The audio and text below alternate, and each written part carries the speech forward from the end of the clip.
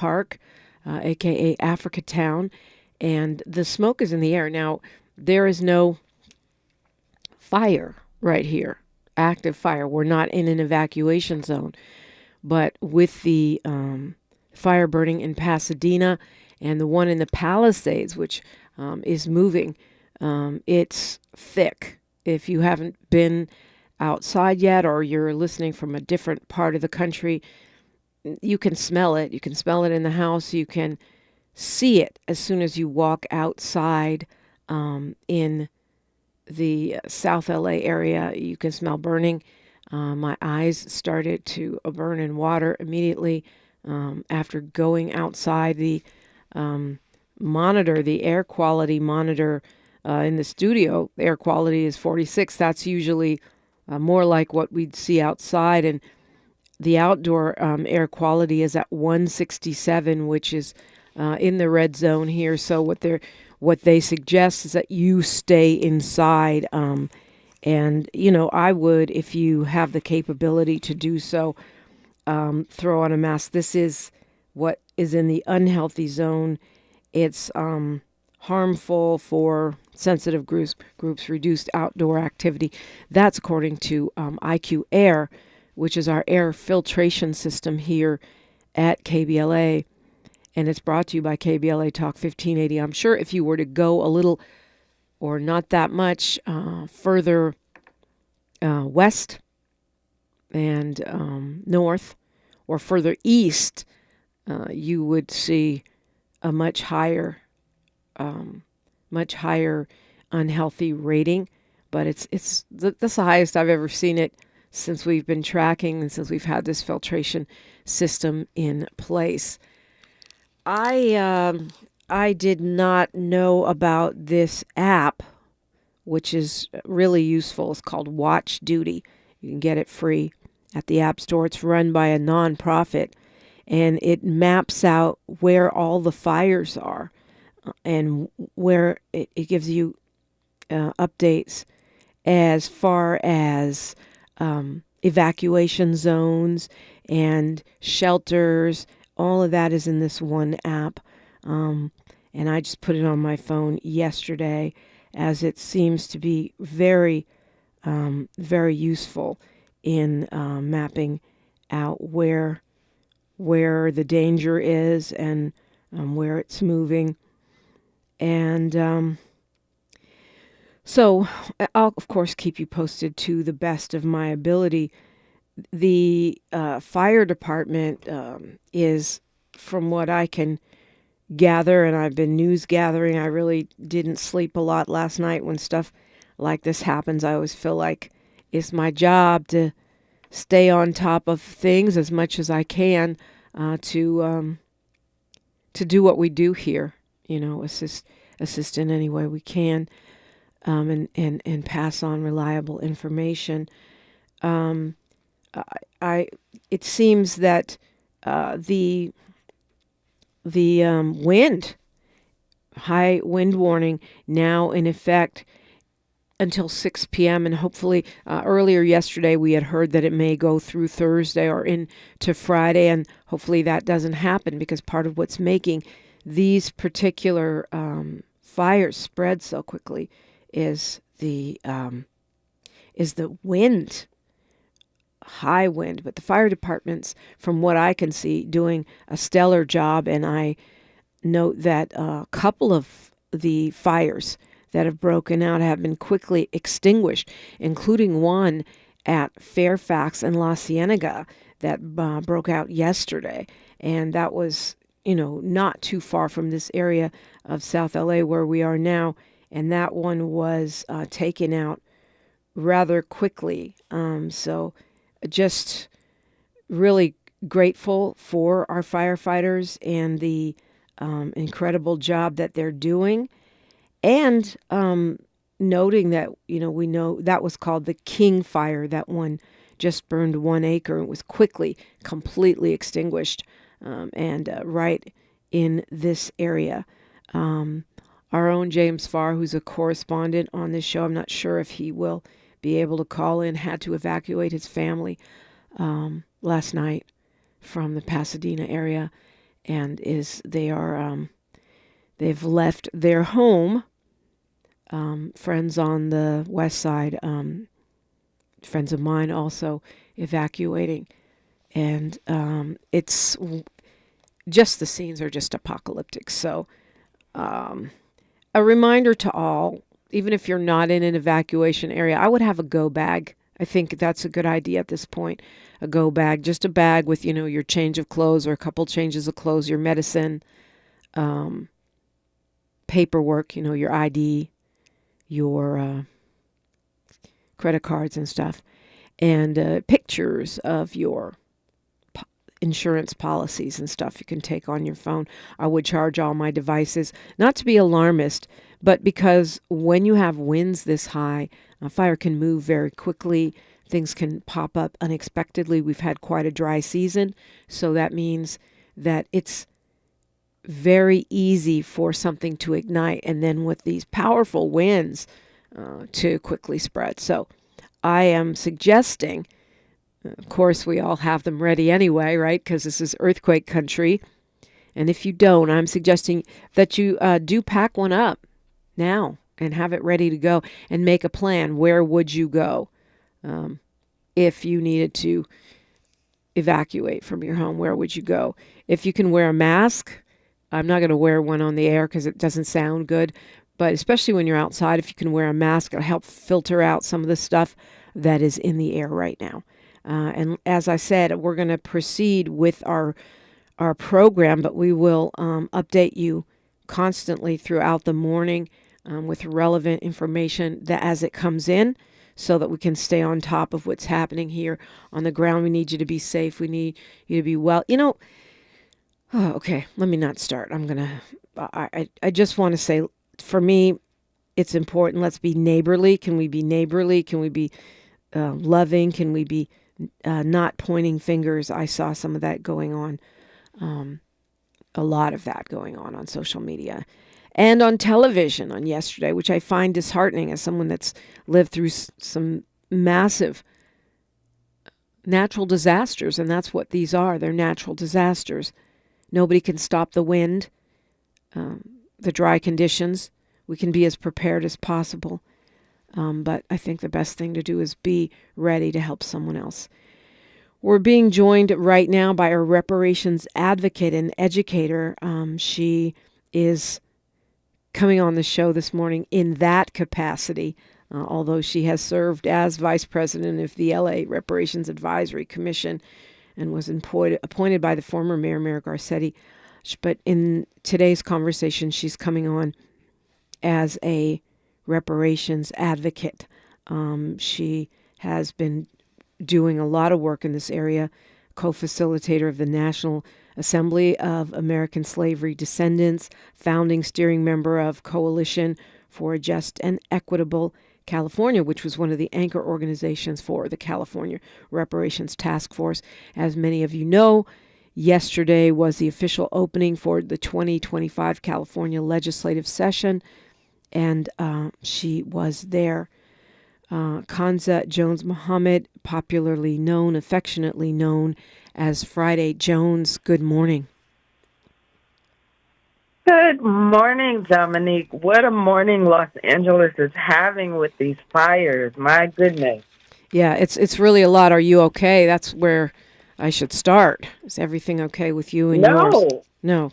Yeah. I am. But to your point, I heard you speaking as I was waiting to come on, and yeah, you can definitely smell the smoke is in the air. It smells like a wood-burning fireplace, if you have one, and I do not.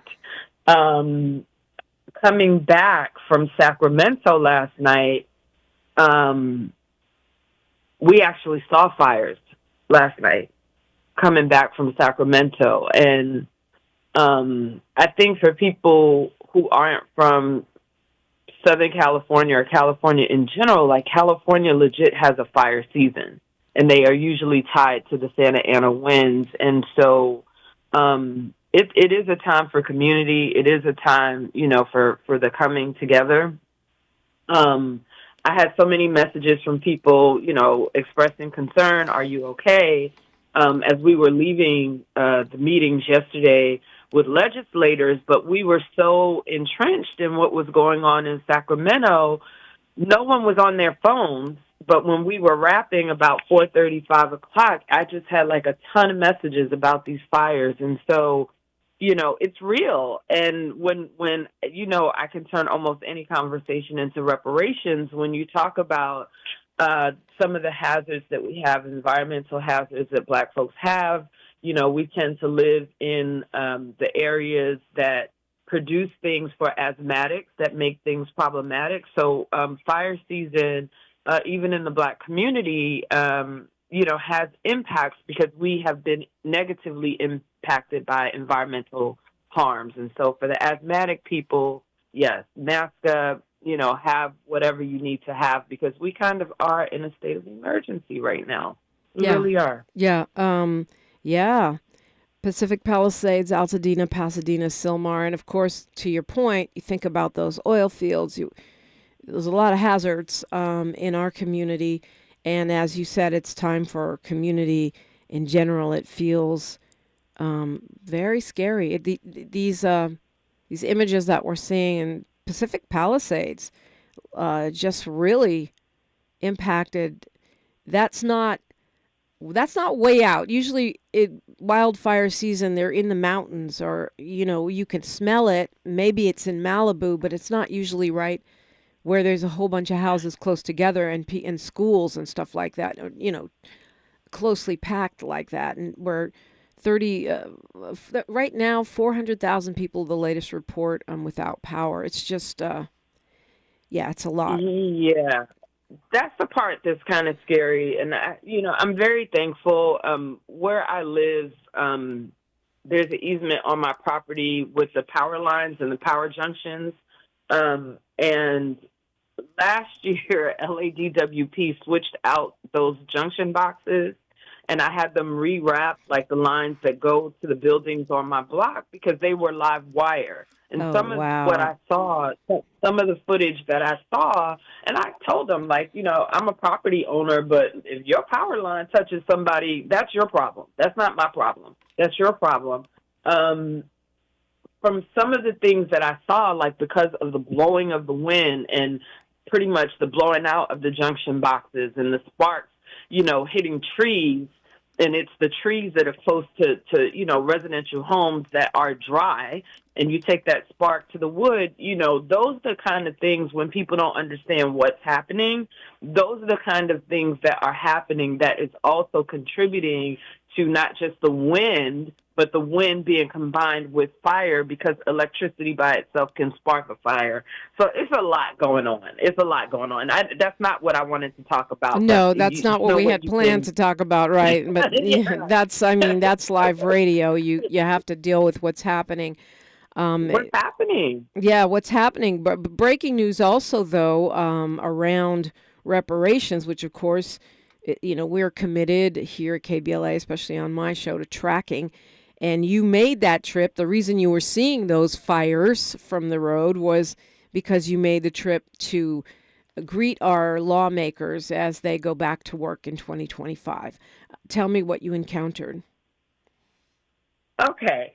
So I should not start here, and this is me in a way being a little bit petty, but I have to be a little bit petty this morning because I am a California resident, registered voter constituent, and I have to say I was really surprised and kind of disappointed that my assembly member, Mr. Isaac Bryant, and we all know him, he came from community. I was wrapping gifts for him, with BLM LA in preparation for the giveaway in Leimert Park.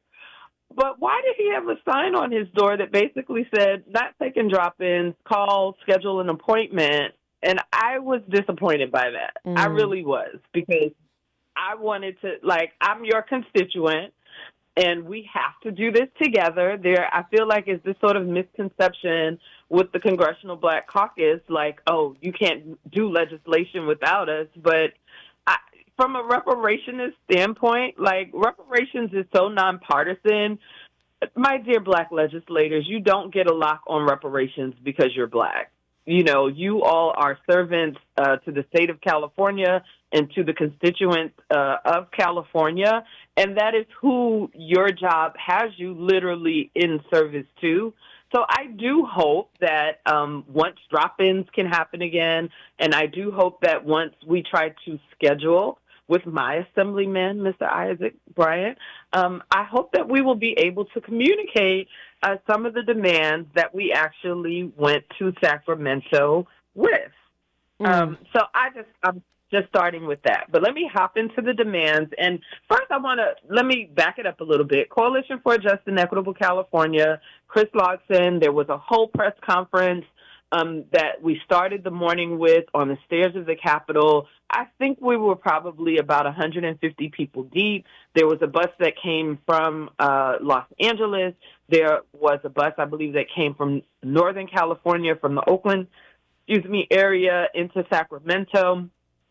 So for all the coalition organizations, including Black Lives Matter, Los Angeles, including LEAP, including Africa Town Coalition, which we know from right here in Leimert Park, everyone came together, and we were very, very well represented. ABC News, Etan Wallace, we had Antonio Moore Harvey covering for Cal Matters was there.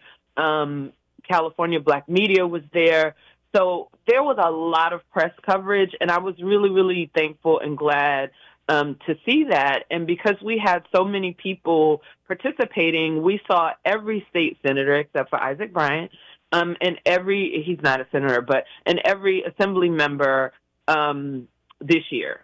So we saw everybody who was accepting drop-ins yesterday. So when you say you saw everybody, that means you actually were able to go to their offices and have conversations with them. We were able to have conversations with legislators and or their what do you call it? Their legislative directors, okay, or their staff or their scheduler or whomever.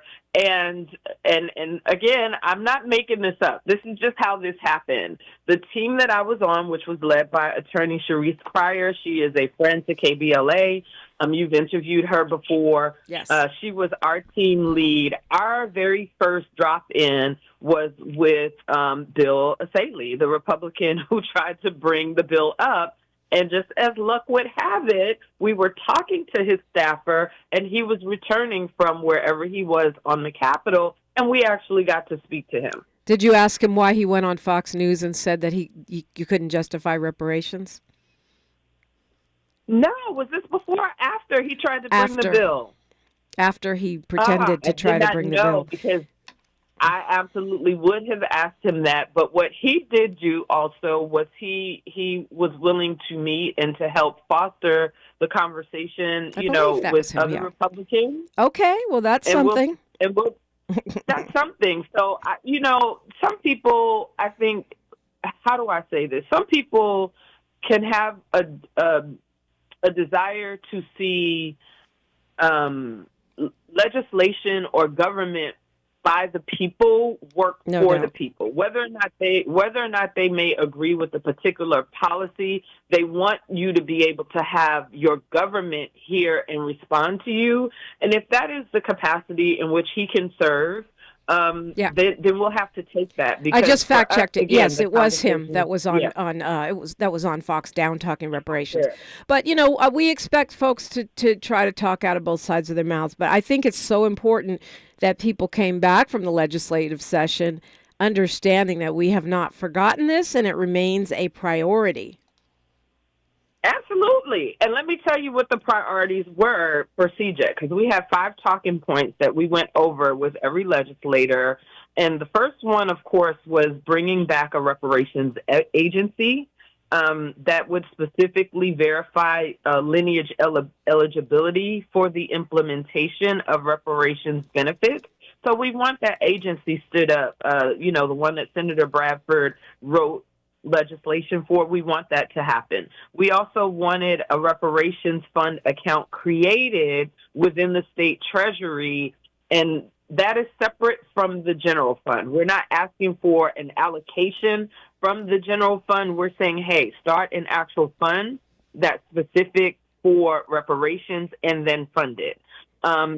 for the 2025 and 2026 budget, we actually are asking for funding of reparations, including 5 years of funding for the state agency. So that's $30 million ticket that we are asking for. And the allocation of the current $12 million reparations funding, which came from last legislative year, the 2024-2025 budget, we want that money as well put into this fund. And then we want direct cash payments and some sort of guaranteed income for seniors. And for seniors, for us, we're saying for people over 60 years of age, we want them to start getting cash yesterday. So those are the 5 demands that we went for. And for me, the most moving parts of the interactions, because we were with teams, I got to hear from other people that I've never met before, of different ages, different backgrounds, why reparations was important to them. There was a member of our team who had experienced homelessness he's a young man. He had experienced homelessness. And he said his experience, he was homeless for 9 months, and there were just no resources as a young Black man. Yeah. And that his story and his personal story, I think, hit me. There was another woman, she was older, she was over 60 years old. And she was talking about her grandmother and her grandfather and how her grandfather had died, when her grandmother had 9 children. They had 9 children between them. And when the grandfather died, how the mom, who was from the South, basically she lived next to a church. She had a small farm. She was able to sew. She was skilled. She knew how to sew. So she, washed clothes, mended clothes. She traded with people with the food she grew from her farm, and that's how she raised her family. But hearing such, a story, and this woman, because she's someone who was born into a segregated America, and just going from her grandparents to her story and how she came to California, I was really moved by some of the personal reasons and the family folklore. It was almost like truth and reconciliation kind of why people support reparations. And that, to me, I think was powerful. I think for the staffers to understand that we are real people, and you have to honor our humanity and the human experience, that was really powerful yesterday. Yeah, that's that alone is a great reason to go to the Capitol. I want to hear more, though, about those conversations and the response to the demands that that you guys put forth from those lawmakers, what information, if any, you were able to garner about which bills are coming up or looking like they could be coming up. We now have till February 21st, I understand, is the last day that legislation can be submitted. And that's any legislation, not just reparations, but certainly it is of interest to those of us who were expecting at least 2 of those demands to be met in the last legislative session and were betrayed on August 31st of 2024. Continuing our conversation with Friday Jones when we come forward on KBLA Talk 1580. More of First Things First with Dominique DiPrima when we come forward. I'm Bree Wood with 4 things you should know from BIN News. Matthew Livelsberger, who exploded a Tesla Cybertruck in Las Vegas, used AI to plan the attack. He took his own life before the explosion outside the Trump Hotel on New Year's Day. Authorities say he used ChatGPT for information. A study in JAMA Pediatrics suggests the possible link between fluoride exposure and lower IQs in children, but researchers aren't calling for fluoride removal from U.S. tap water, citing low-quality studies with high fluoride levels. The House passed the Laken Riley Act to boost border security, named after a Georgia student killed by an undocumented immigrant. The vote pressures Senate Democrats to support it on Friday, Riley's 23rd birthday. And the iHeart Podcast Awards return this March at South by Southwest, honoring 2024's top podcasts. Fans can vote at iHeartPodcastAwards.com until February 16th. I'm Bree Wood on the Black Information Network, your home for Black News First. Del Taco's new Chipotle Chicken Burrito and Bean Rice and Cheese Burrito, packed with flavor, made with fresh ingredients, and found on Del's Real Deals menu. You heard that right. These burritos on a value meal with everything under $3. Look at Del Taco, hooking us up. This is the KBLA Sports Minute with Ray Richardson. There was a time Los Angeles did not have an NFL franchise. Now the city has 2 teams in the NFL playoffs. For 22 years, between 1994 and 2016, the NFL went about its business without a team in LA. The Raiders moved back to Oakland and the Rams went to St. Louis. The Rams came back to LA in 2016. The Chargers left San Diego for LA in 2017. Since the Rams and Chargers have been in LA, the city has had 2 NFL teams in the same playoffs twice. The Rams and Chargers made the playoffs in 2018 and this year. New York and LA, the only cities with 2 NFL franchises, have never had their teams face each other in a Super Bowl. Even if the Rams and Chargers don't make it to the Super Bowl this year, the NFL is fully aware that the LA market is still strong. LA will never go 22 years again without an NFL team. No debates, no speculation, just the info you need. That's your KBLA Sports Minute. I'm Ray Richardson on KBLA Talk 1580. As a mom, comforting my family is what I do best. Vicks Vapor Stick provides soothing, non-medicated Vicks Vapors in an easy-to-apply stick. And it dries fast, so there's no mess. I use it to comfort myself and my family. Thanks, Mom. Vicks Vapo Stick, soothing comfort for the whole family. And when you need more comfort for yourself, try Vicks Vapo Shower Max for steamy Vicks Vapors. Use as directed. Vapo Stick for use ages 4 and up. Vapo Shower Max use for adults only. Hey, can you blow up some balloons for Jack's party? I can't. I'm so congested. You need Sinex Saline from Vicks. Sinex Saline Nasal Spray? Yeah, just Sinex. Breathe. Sinex Saline instantly clears everyday congestion associated with colds and year-round allergies with a gentle, ultra-fine mist that's no mess and easy to control. Daddy, we need more balloons. On it. Enjoy life's important moments without congestion. Try Sinex Saline from Vicks. Just Sinex. Breathe. Use as directed. We've got a lot to talk about. Hi, I'm Zoe Williams, a.k.a. the Voice of Reason, encouraging you to join me weekdays from 7 to 9 p.m. for the world's most intriguing relationship radio roundtable. Every night, I facilitate and encourage our loyal listeners to participate in the most engaging relationship discussions you'll hear anywhere. So make it a point to rendezvous with me, Zoe Williams, the Voice of Reason, Monday through Friday, 7 to 9 p.m. Pacific Standard Time. Trust me, your relationships will never be the same. The VOR is on fire tonight. Unapologetically progressive. KBLA Talk 1580. We've got your black. Somebody's been praying for me. Thanks to the generous support of the KBLA Talk 1580 delegation, we were able to donate 545 pounds of coats and blankets to the LA Mission this winter season. Hallelujah, hallelujah. The LA Mission expressed its deep gratitude for our gift all over social media, but we wish to thank them and all the other service providers who look out daily for the less fortunate in our community, finding our happy by being helpful. Hallelujah. We're KBLA Talk 1580, where we do more than just talk. Somebody's been praying for me.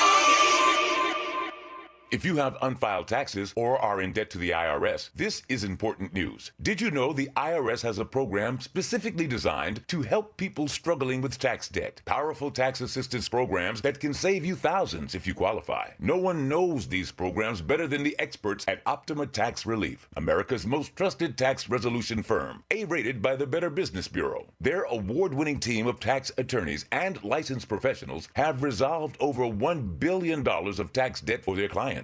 One call to Optima can start the process, helping to end your worries about wage garnishment, asset seizure, and other IRS actions. Make sure you're getting the best options to resolve your tax problems. Call the experts at Optima today for a free confidential consultation. Call 800-919-9077. 800-919-9077. 800-919-9077.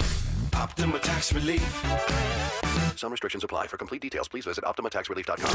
Thanks for waking up with Dominique DiPrima on KBLA Talk 1580. I do appreciate you. As I stated, we are keeping abreast of what's happening with these fires. And I know, as Friday Jones said, and we're updating the breaking news that happened in Sacramento around reparations. But as Friday mentioned, this is fire season. It's just drier than usual, and the winds are heavier than usual, and it's burning in more densely populated areas. 3 major fires burning right now: Pacific Palisades, Sylmar, and Altadena. Still very windy, and it's smoky all the way over here in the Crenshaw district, and I'm sure throughout most of LA County at this point. But Friday Jones was among a delegation that descended on Sacramento and the Capitol yesterday for the opening of the new year for our state legislature, and put forth 5 demands around reparations. This was a lobbying effort, right, that was done during the sort of drop-in or office hours for various legislators. What was the response that you got? Anything that stood out? Was there anyone that came with, I have plans?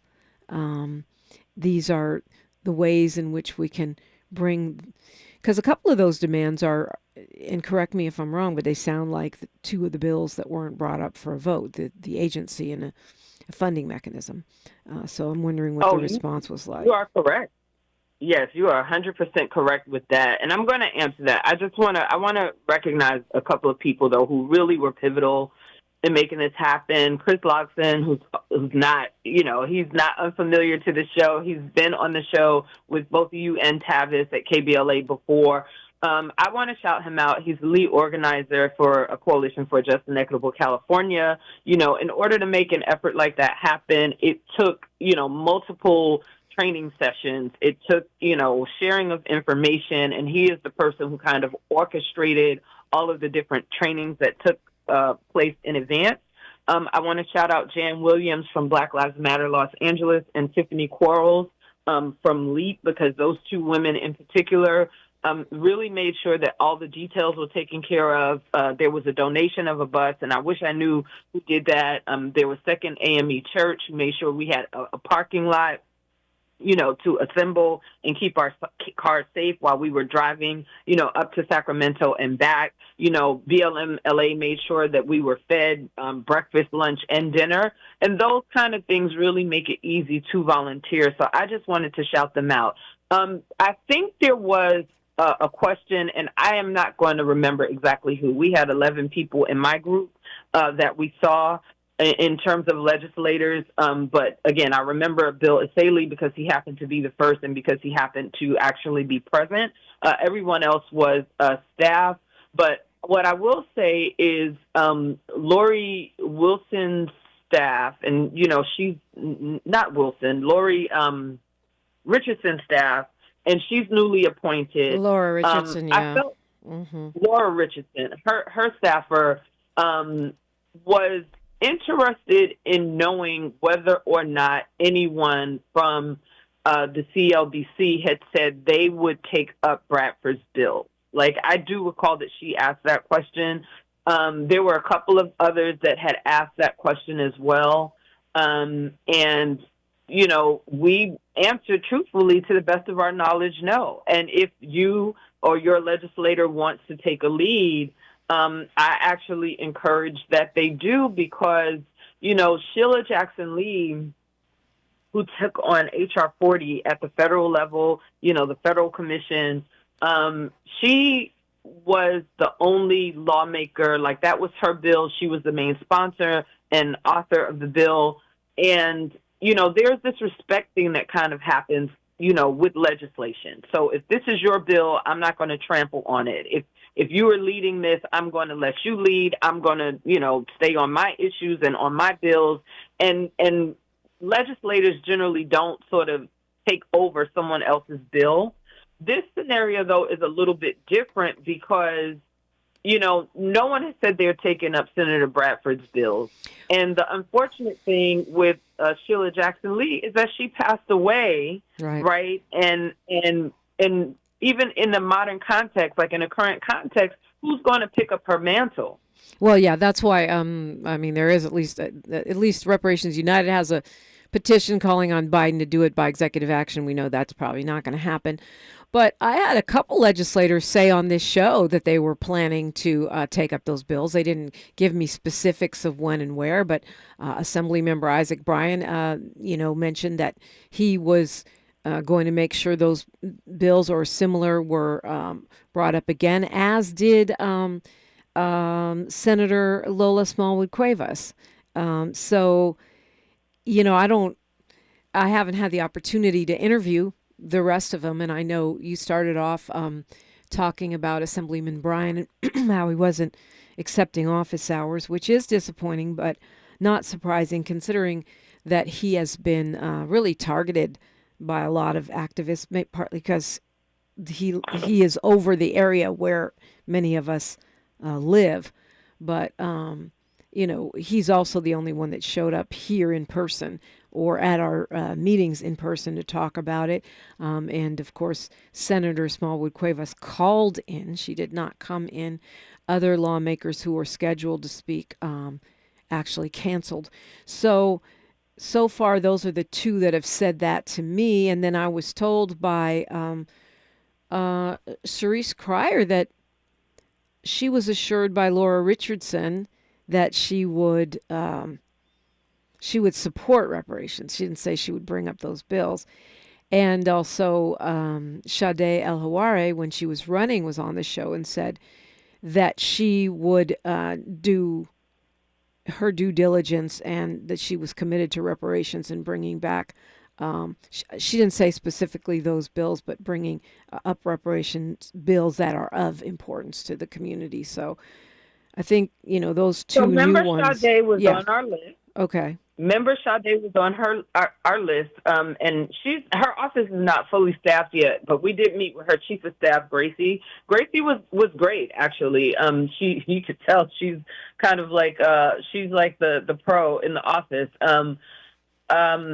She actually, we had meaningful conversation, I felt, with Gracie, with Sade's chief of staff, and she was on our list, and she I think was our last meeting of the day, actually. So I kind of remember that one as well. And she was very receptive. There were some staffers that took notes, and then there were some staffers that just listened. We gave packets to everyone that we met with, kind of saying, hey, these are the demands, this is the organization, this is how you reach out to a coalition for Just and Equitable California. So there was a good exchange of information, and I hope that, we as a people can get out of this idea, and don't get me wrong, I think Black people know our problems best of all. When it comes to legislation and advocacy, any legislator can advocate for their constituents. And, this is something I said in the meeting, but California has the fourth largest economy in the world and the fifth largest population of Black Americans in the United States. And so when you kind of put it in those terms, that means that the economic dollars are here with us to get this done. And it also means that you are caring for one of the largest Black populations in the nation, and you can be the tipping point for the federal government to move forward through example, especially when, and I've said this before, because yes, I am a commissioner for the City of LA Reparations Task Force. There are 100 commissions across the country. And all those commissions have been watching California. And so the state has a real opportunity here. I think, Isaac Bryant, God bless him, I don't think he is in the easiest position. But the reality is, when you look at sort of what has come out in terms of his policy, and reparations, I think he has AB7, which is like priority college admissions for descendants. You can't just throw like descendants of persons enslaved in the United States into your legislation and go, oh, that's reparations. You know, reparations has 5 pillars. It has restitution, which means you're restoring the victim to the original situation. Compensation. Does that AB7 actually say we're going to pay for students to go, or are we just going to put them in some sort of front of the line, which sounds like affirmative action and might be kicked out? Is it rehabilitation? Is it satisfaction? Are we going to take those apology plaques and put it across all the colleges, you know, as well? And is there some sort of mechanism for there to be a guarantee of non-repetition? Meaning, are you going to stand this thing up with a starting date and a sunset that's maybe 100 years ahead so that we know that it's going to be in existence for a long enough time, that there is going to be some sort of guarantees of non-repetition? Those things are missing from the bill, from his bill. And one of you asked the question, well, these legislators said they had plans to bring the bills back. Yep. What we heard was that they had a 10-year plan. Where is it? Right. Yeah. What they were talking to me about was not 10. Yeah. And you're right, because they say, oh, it's a long game. And that was a talking point. But what I was specific about was the next legislative session. I didn't say, are you going to bring it up as part of your 10-year plan? So what we were talking about was right now. Well, I want to see the 10-year plan, but because I was also in a community with seniors yesterday, right? There was a woman who was 78 years old, and she was sharp as a tack. She had on her red overcoat and her red scarf and her little shoes. She was sharp as a tack.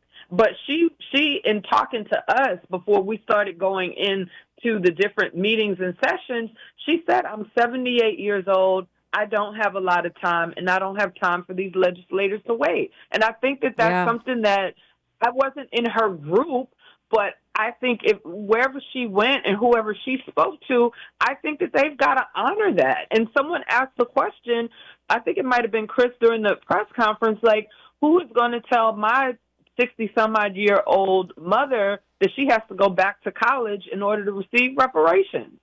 Well, I think that it reminds me of the Black Wall Street, over 100 years old and still waiting for restitution, not even reparations. Talking with Friday Jones, I want to know when we come forward, if you got any specifics from anybody about what they are planning to do. We've seen, as you were analyzing Isaac Bryan's bill, the proposed bill that he put forth in December. Whether it's a 10-year plan or not a 10-year plan, the task force is very specific about areas that need to be addressed. And so I'm wondering if you were able to get any information and also next steps, like what is next with this coalition of advocates for reparations. Also want to go over these demands again, because I think it's important for people to understand what they are and what it will take to get them implemented. We are talking reparations. We are tracking fires. There's a lot going on around here. We are KBLA Talk 1580. Say the quiet part out loud. KBLA Talk 1580.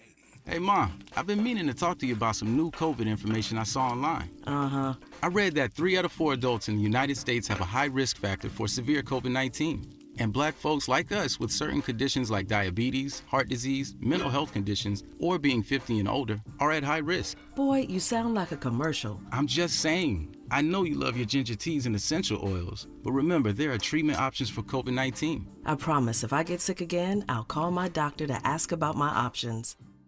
Sometimes I struggle to get to sleep. My body stopped for the day, but my mind is still running. So I take ZQuil.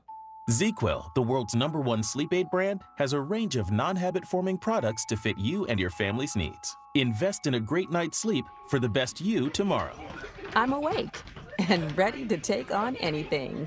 Better days start with ZQuil nights. Explore our products at ZQuil.com. Use as directed. Keep out of reach of children.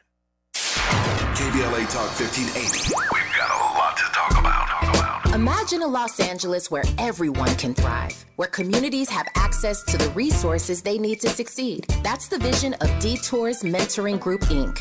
They're dedicated to improving life in LA County by providing educational support, employment assistance, and spaces for community engagement. By 2050, they want LA to be the best place to connect, create, learn, live, and play. They're working toward an education system that's well-resourced and culturally responsive, becoming a hub for artists and innovators, and making sure everyone has access to healthy food, quality healthcare, and safe housing.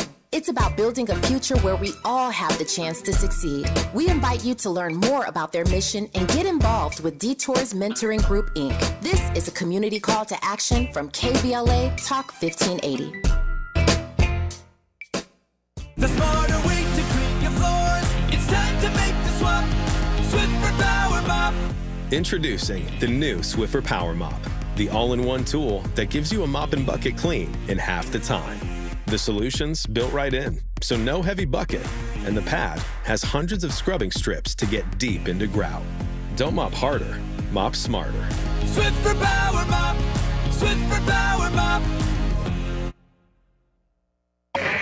We knew you'd stick around. This is LA's home for progressive talk radio. Welcome back to KBLA Talk 1580. Welcome back. We're talking reparations this morning and tracking these fires. All of Pacific Palisades now under mandatory evacuation order, now extending to a small part of Santa Monica, northwest of San Vicente Boulevard, is also under evacuation at this time. Northwest of Montana, under evacuation warning. PCH structures along there have been destroyed. That is the Palisades fire in Eaton. We now have evacuation spreading all the way to parts of Glendale, and of course Pasadena and Altadena. The fire there spreading really quickly with winds going up to 99 miles an hour in some sections. So these are in the Sylmar fire as well. Still none of these contained. So we will continue to track what's happening with this incredibly devastating natural disaster. Speaking on the lobbying, I guess that's what you could call it, the lobbying of the first day of the legislative session on yesterday by a number of different reparations groups and individuals. Friday Jones is a longtime advocate in this space who's updating us on her experience there at the Capitol. Did you get any information, solid information about plans, not just for the bills that we're trying to resurrect, but any other interesting legislation that lawmakers may have put forth as a response to your inquiries? As a direct response to our inquiries, no. There was a willingness. These folks, I took pictures of so many cards yesterday of people. And I wish in this moment I could remember whose office that was. But there was one legislator who basically did say, you know what, we have until February, I think the date is the 24th or 20th, to confirm what bills are going to be brought forward. And they were open to working with us within that window of time to essentially see what was possible, in addition to what the CLBC members may be doing. And I thought that was a positive. That was a positive walk away. That was an important walk away for us. And again, I'm just giving you insight into the 11 meetings that my team had, but there were multiple teams, with different points of view. And so I hope that you're going to have, Melina Abdullah, BLMLA, actually came and she was leading a group. Chad Brown was leading a group. Chris Logson obviously was leading a group. And so, I hope that some of the other folks who had different experiences, you'll also kind of have them come in maybe to share, because we were there. And like I said, we talked to every single office except for Isaac's. I would love to have everybody on. Yeah, that's kind of strange. I would love to have everybody on, and really continue to see, because even the way you're framing it, they're saying, well, yeah, and I looked up the date. It is the 21st of February that we have deadline here. Yeah. So, I mean, but even the fact that they're not coming and saying, bam, here's what we have planned, that to me is worrisome, given the community response to the failure to bring those bills up for a vote. Yeah, I do think it's worrisome. I also think that there's an opportunity here. Yeah, CLBC, you all have to take the licks for the fact that the bills were not brought forth on, August 31st of 2024. That was a shock to us all.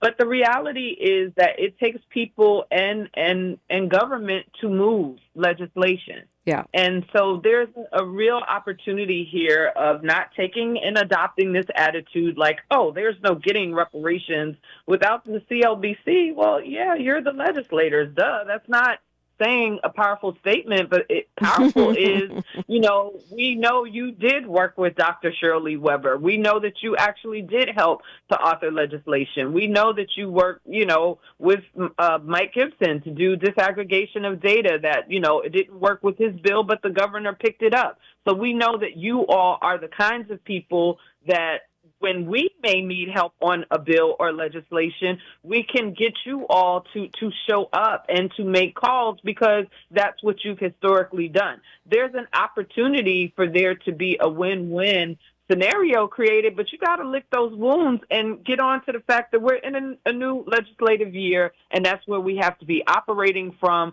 working together to make this happen. If we can do that, we will make inroads. If not, we're going to stay in opposition, and that makes no sense.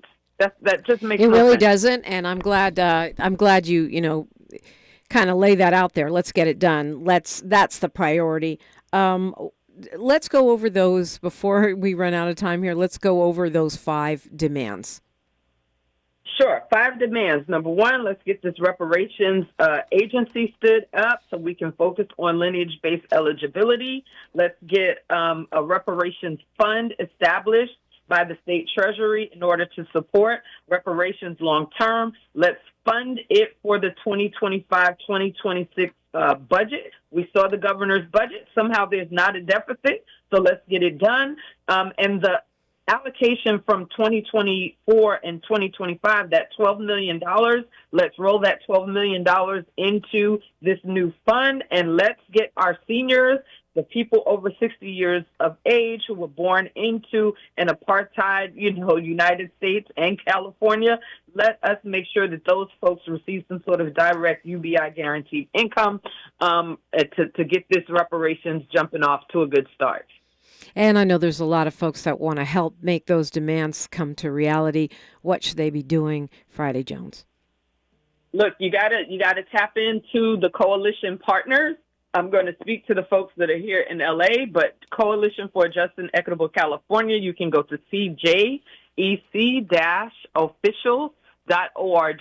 So you can go to CJEC's website, sign up for the newsletter, stay informed and engaged. You can go to BLM Los Angeles' website, blmla.org, stay engaged. You can go to LEAP's website, Lineage Equity League. You can go to their website, stay informed. I'm at the national level with the National Assembly of American Descendants of Slavery Descendants, NAASD.org. I know I'm saying that really, really fast, but I will post it up on social media. But stay involved with the organizations that are really leading this effort at the federal, state, and local levels. That is the best way to really move and to move on multiple levels in one accord to make sure that reparations happens for us all. Yeah, well said. And I'll post them up with the podcast as well, Friday Jones, and make sure that those that didn't write fast enough can find them on the KBLA YouTube. Appreciate you, your dedication, and all the work you are doing to deliver reparations to our people. Thank you so much. I had a cousin who was like, I don't understand, but he was on that bus and he bought a friend who served, in which war? I think it was the Korean War. So, you just got to show up and you can be part of this history-making movement, too. I'm pretty sure by the time y'all arrived, they understood you were probably talking about it the whole way. All right. Well, Friday Jones, thank you for checking in with us. We've got news, traffic, and sports, and then it's a great time to call me, KBLA Talk 1580. KBLA 1580 Santa Monica. I'm Bree Wood with 4 things you should know from BIN News. Matthew Livelsberger, who exploded a Tesla Cybertruck in Las Vegas, used AI to plan the attack. He took his own life before the explosion outside the Trump Hotel on New Year's Day. Authorities say he used ChatGPT for information. A study in JAMA Pediatrics suggests a possible link between fluoride exposure and lower IQs in children, but researchers aren't calling for fluoride removal from U.S. tap water, citing low-quality studies with high fluoride levels.